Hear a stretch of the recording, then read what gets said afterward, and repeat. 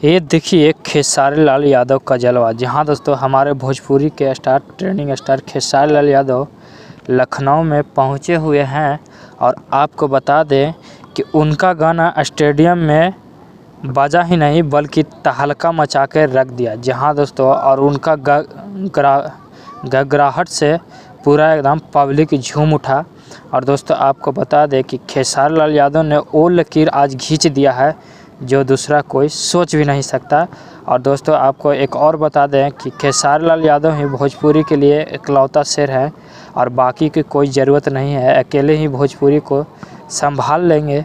और दोस्तों आज देखने वाली बात है कि इतिहास रच दिए खेसारी लाल यादव। मैं जीवन में पहली बार देख रहा हूँ कि भोजपुरी को रिप्रेजेंट कर रहे हैं वीडियो के माध्यम से और कमेंट्री भी हुआ है इसी बार।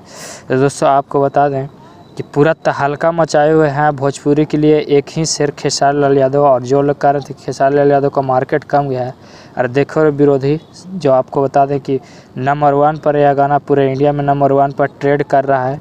तो आज के वीडियो में इतना ही।